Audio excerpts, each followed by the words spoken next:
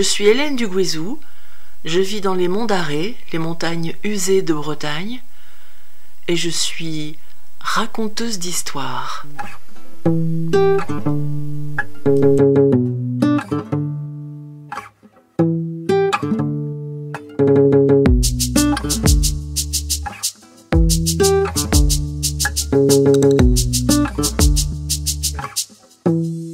Quelques dates, quelques lieux, quelques noms.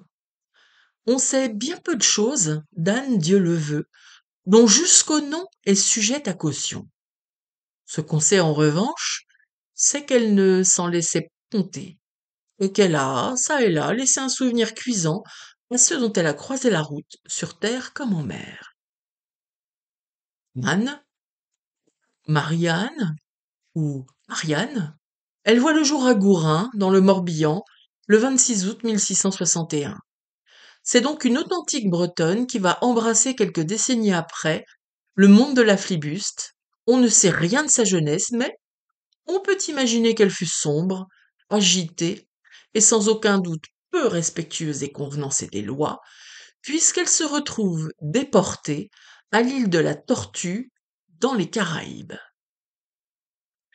À cette époque, pour peupler ces nouveaux territoires pleins de promesses et riches d'enjeux, la Nouvelle-France, Mississippi, Caraïbes, la couronne de France n'a aucun scrupule à expédier des jeunes femmes par bateaux entiers, filles du roi ou filles de mauvaise vie.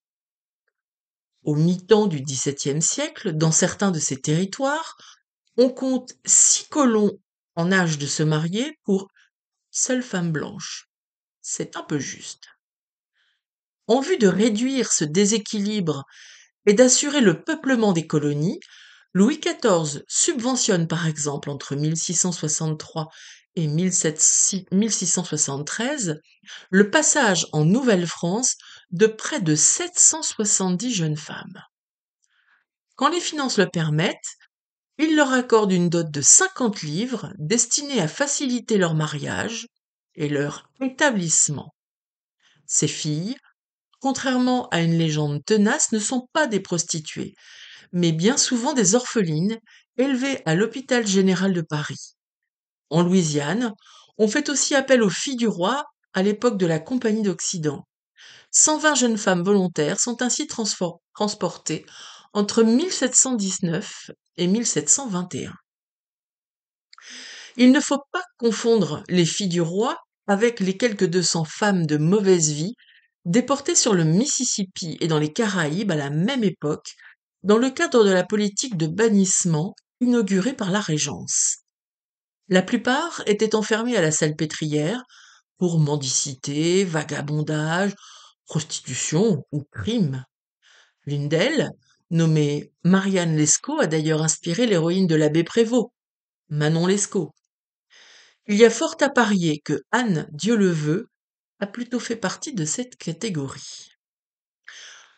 Quoi qu'il en soit, on estime que vers 1675, elle pose vraisemblablement un pied contraint et agacé sur l'île de la Tortue, au nord de Saint-Domingue, aujourd'hui Haïti, alors gouvernée par Bertrand d'Augeronde-la-Bouère.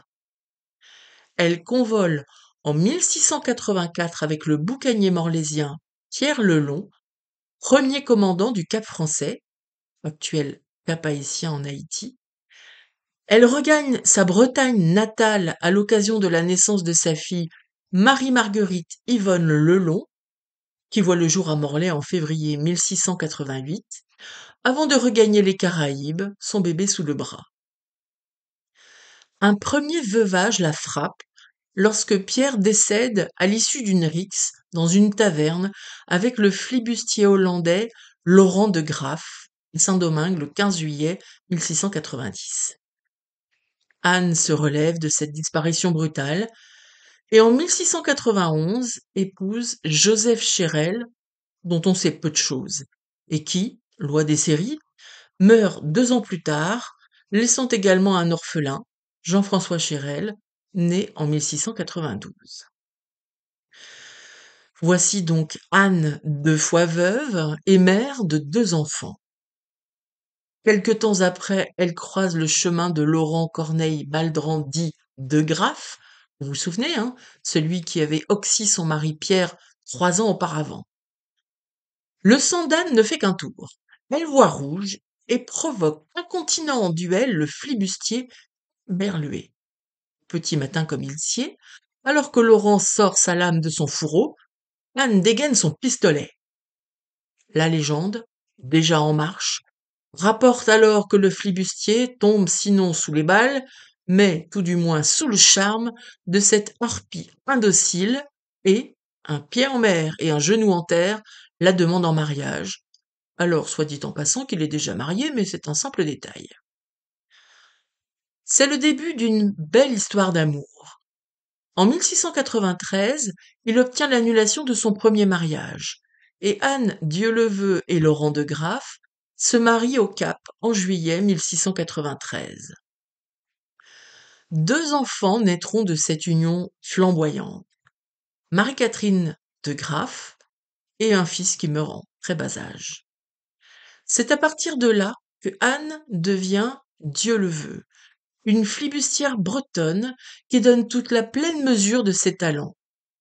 Contrairement à d'autres femmes pirates comme Anne Bonny ou Mary Read, travesties en homme, Anne assume pleinement son identité de femme et en joue. Alors qu'à l'époque et pour longtemps, les marins se transmettent superstitions et croyances, par exemple les femmes et les lapins à bord portent malheur, Anne s'embarque aux côtés de son mari et intègre l'équipage flibustier. Elle participe activement à la vie à bord, aux manœuvres comme aux exactions. Comme les hommes, elle est dure, courageuse, implacable. À l'abordage! Écumant les Caraïbes à l'assaut des vaisseaux espagnols ou anglais, elle n'hésite pas à jouer du pistolet, de la hache et du couteau, et raccourcit sans autre forme de procès ce qui lui résiste. Une part du butin lui est réservée, et elle devient, en quelque sorte, le porte-bonheur de l'équipage, un petit peu comme une patte de lapin en somme. En 1693, une série d'incursions en Jamaïque anglaise fait gagner à Laurent le titre de chevalier, mais également les foudres rancunières des Anglais. 2 ans plus tard, en guise de représailles, les Britanniques attaquent Port-de-Paix à Saint-Domingue, mettent la ville à sac et capturent Anne et ses enfants. C'est une captive difficile, rapporteront pudiquement les récits de l'époque. La pirate ne lâche rien et sera retenue otage pendant 3 ans avec ses enfants. Ils ne sont libérés qu'à la suite de nombreuses démarches de la France en 1698 et sans doute pour le plus grand soulagement de ses geôliers. La suite de son existence est encore plus mal connue. D'après certaines versions, Anne Dieuleveux et son mari s'installent en Louisiane ou dans le Mississippi, mais on ne sait pas s'ils poursuivent ou non leurs activités de piraterie. Quoi qu'il en soit, elle ne survit pas longtemps à Laurent, mort en 1704, et s'éteint à Cap-Français le 11 janvier 1710, âgée de seulement 48 ans. Bon sang ne saurait mentir. On rapporte qu'une de ses filles aurait provoqué un homme en duel.